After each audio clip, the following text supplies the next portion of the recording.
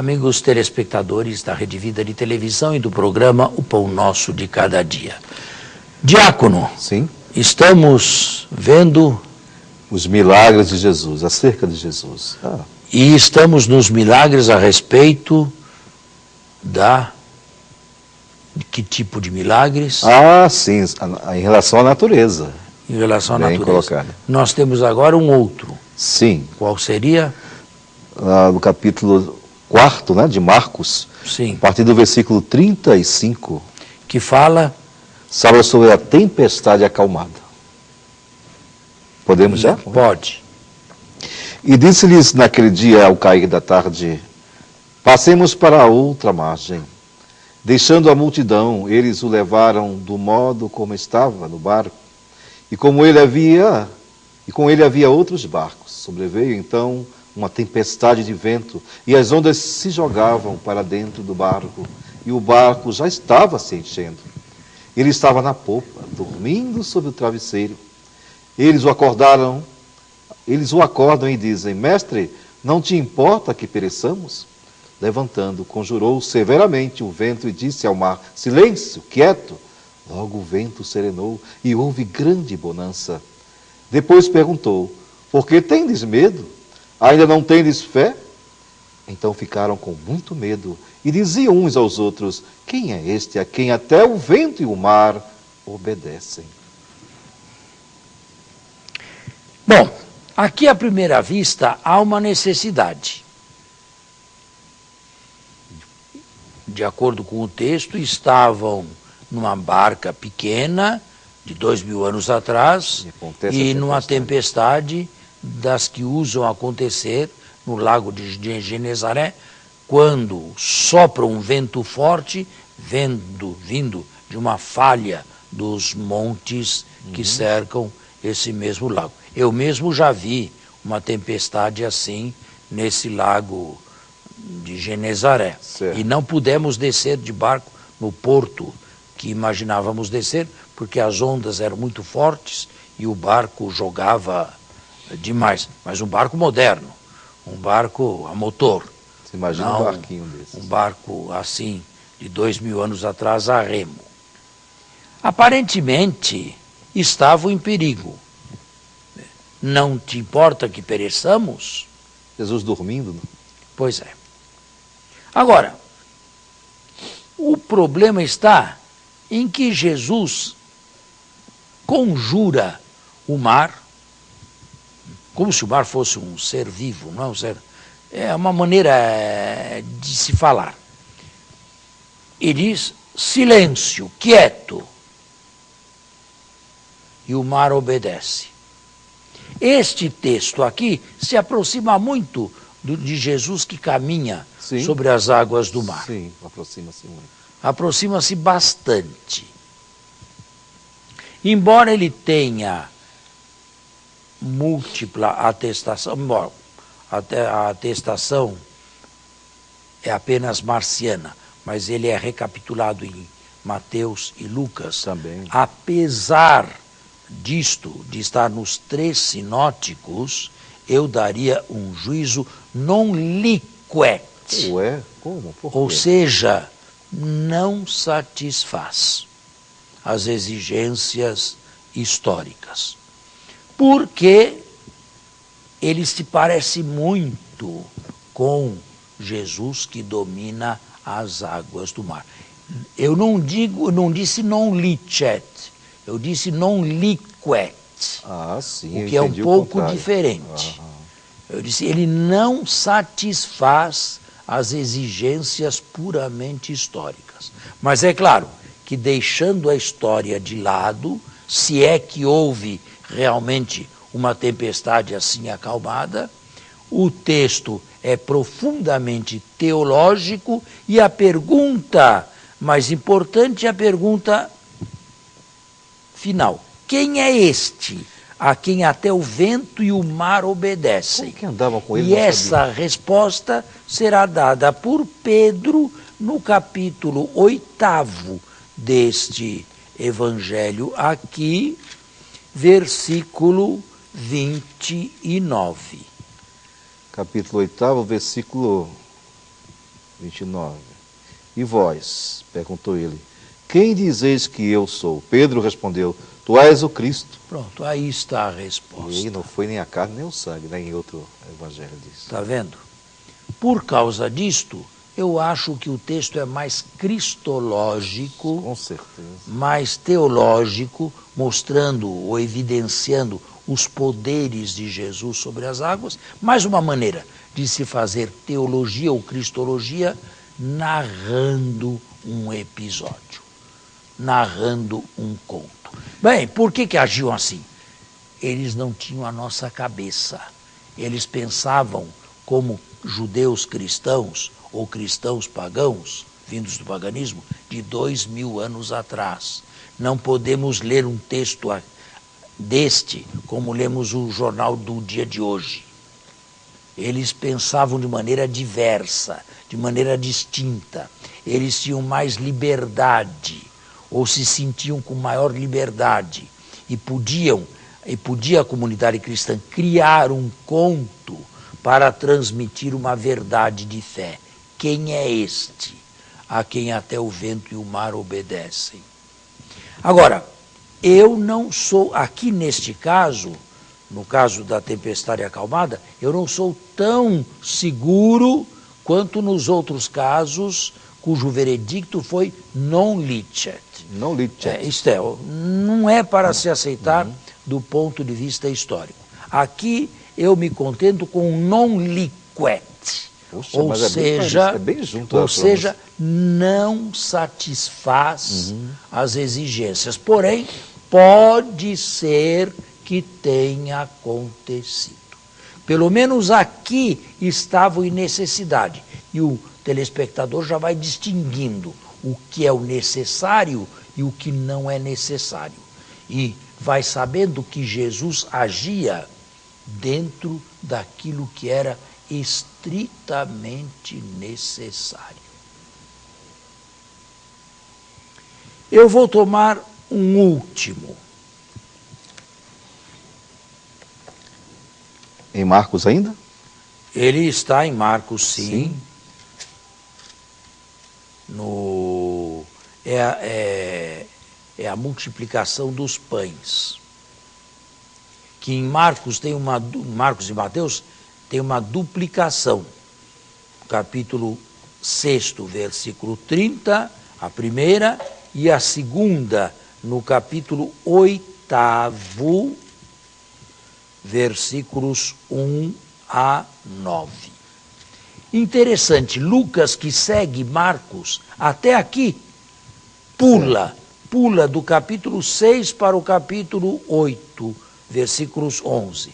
Por quê? Para Lucas foi logo percebido que era uma reduplicação e que a multiplicação dos pães não se deu duas vezes. Aqui aparece. Tá, e por isso mesmo em Lucas só aparece uma vez.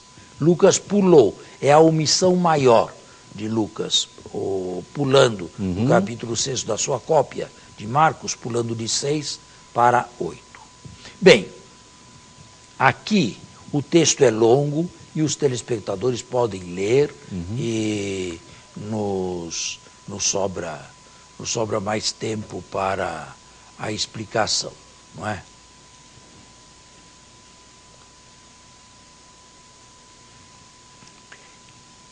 O texto fala de uma multidão que seguia Jesus e que estava num lugar ermo, num lugar deserto, e que tinha fome. Não tinha nenhum supermercado. E não tinha nada ali às mãos para se comprar. O texto possui uma múltipla atestação. Como assim? Ele está em Marcos, em Mateus 2 vezes, ele está em Lucas uma vez, e ele está também em João. João também? Não lembro. Em João também está no capítulo 6. É com ele que começa o capítulo 6, o discurso sobre a Eucaristia, o pão da vida. Portanto, ele goza de múltipla atestação. Não é como as bodas de Caná, que só tem uma única atestação. E isto já joga em favor da historicidade. Além do mais, como eu disse, Mateus e Marcos, ou Marcos e Mateus, o reduplicaram. Certo? Perfeito. Bem, diante da penúria, Jesus pergunta quantos pães tem? 5 pães e 2 peixes. Manda que se sentem e distribui esses pães. Eu, dá pessoalmente, bom, em primeiro lugar, o texto foi mantido pela tradição por causa da Eucaristia. De todos os banquetes que Jesus tomou, Jesus nunca recusou um banquete, nunca recusou uma refeição. Não era como João Batista, um asceta. Absolutamente não. Não dava importância ao jejum. De todos os banquetes, 2 ficaram lembrados. Este aqui e a última ceia.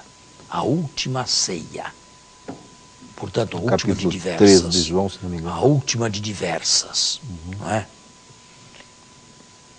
Para mim, este texto aqui tem um fundo que pode ser aceitado, historicamente.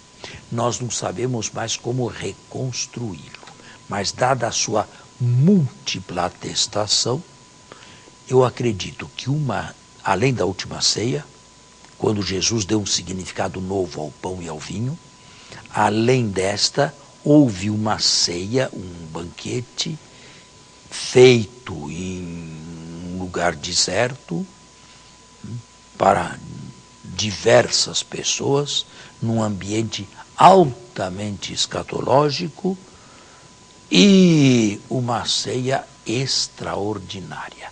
Até aqui podemos ir com a ciência.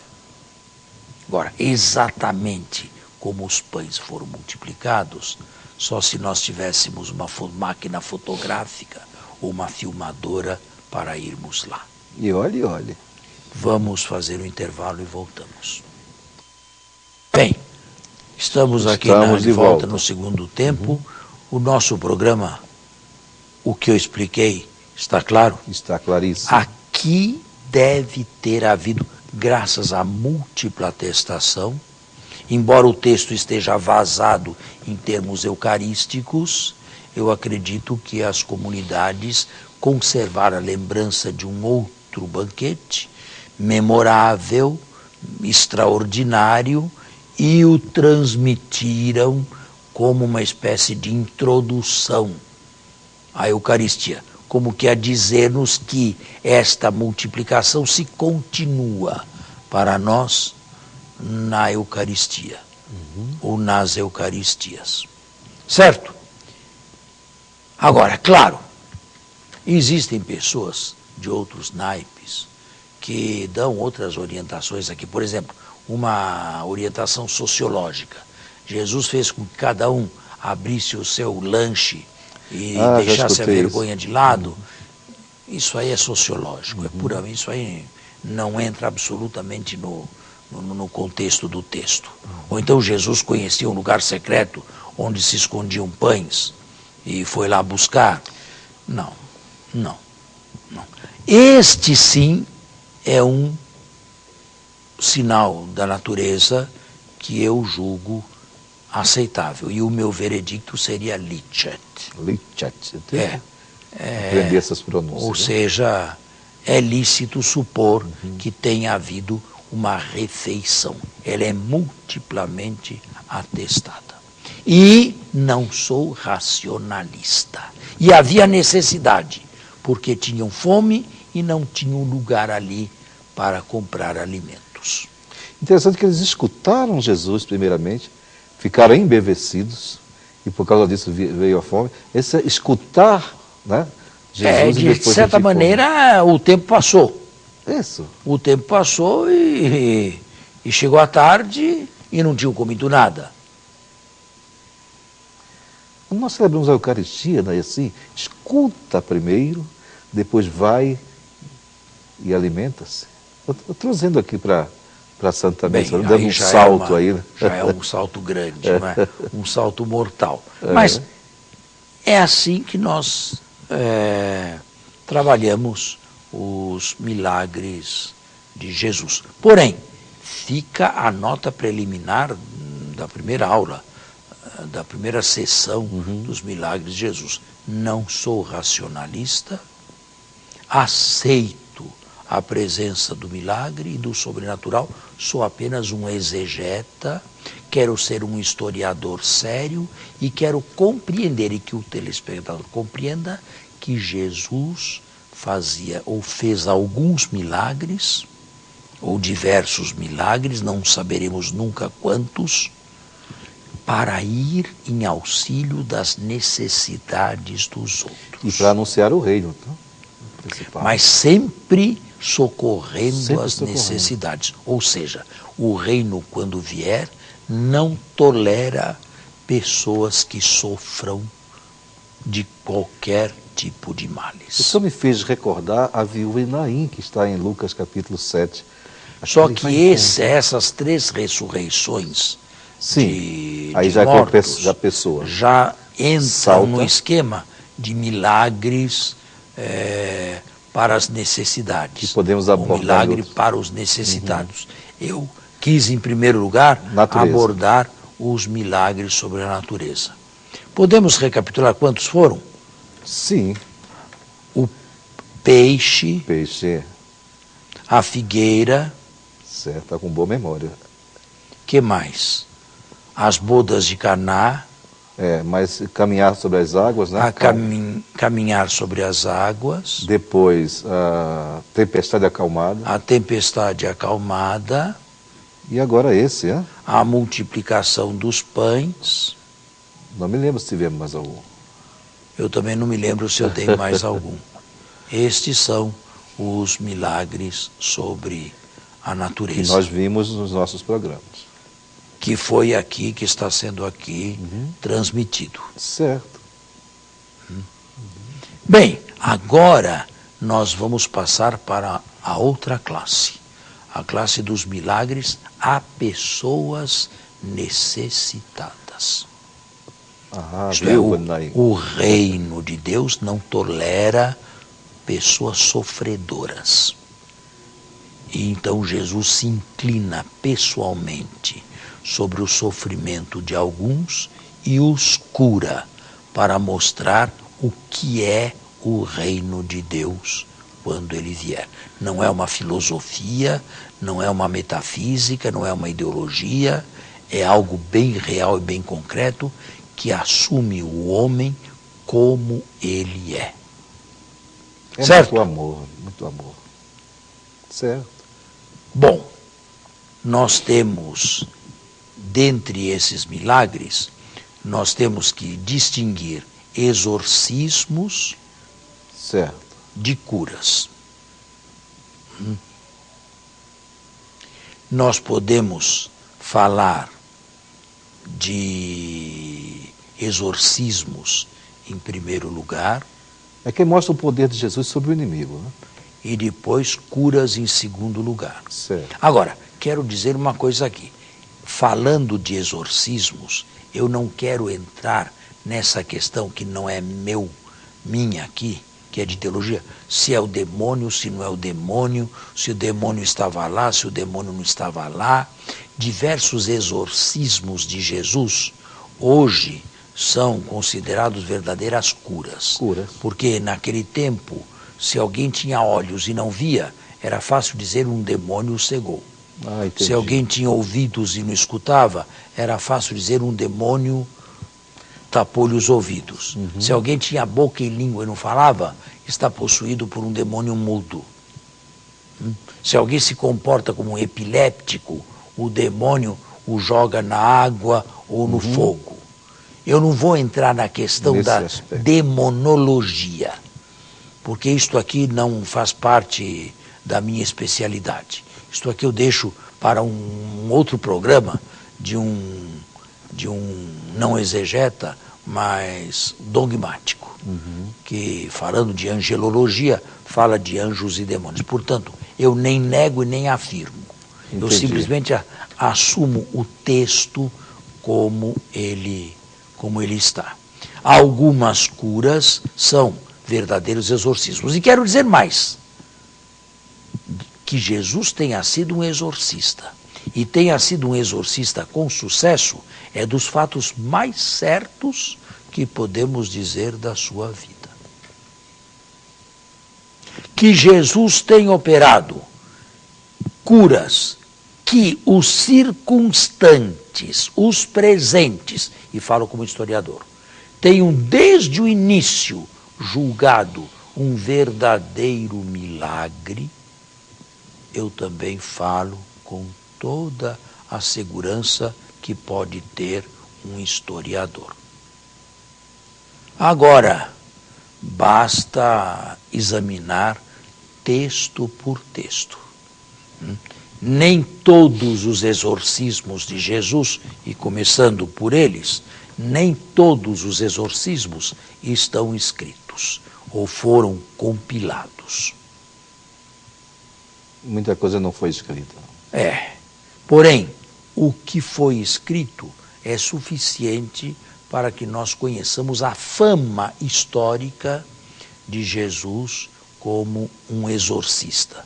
Com outras palavras, era o exorcismo uma maneira de conjurar severamente algum mal que impedia o homem de ser tal e qual e plenamente dono de si mesmo no reino de Deus.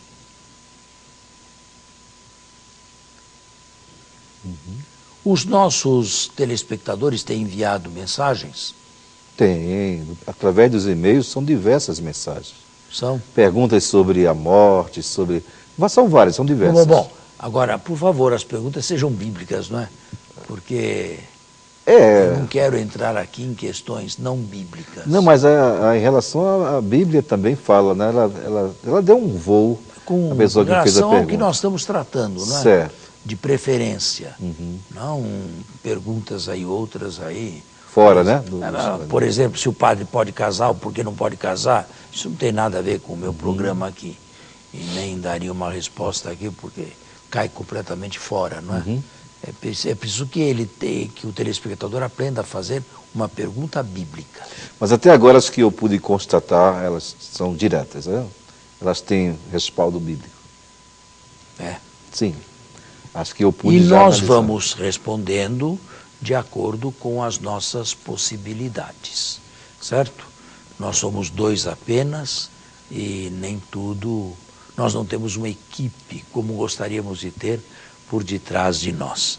Bem, eu não quero começar os exorcismos, porque nós temos apenas 2 minutos e seria inútil começar agora uma coisa para encerrar. Tem alguma pergunta Sim, aqui? me tem uma pergunta. Quando o senhor fala em relação a pessoas, exorcismos ou curas, nessas curas o senhor coloca essas A coisas hemorroíça, o homem com a mão seca, o leproso. Mas em relação à ressurreição de Lázaro, por exemplo? Também inclui as 3 ressurreições. Tá. Lázaro, o jovem de Naim, sim. E Talita, a filha de Jairo. Certo. Coloco Essa é a minha dúvida. Coloco as 3 ressurreições também. Coloco.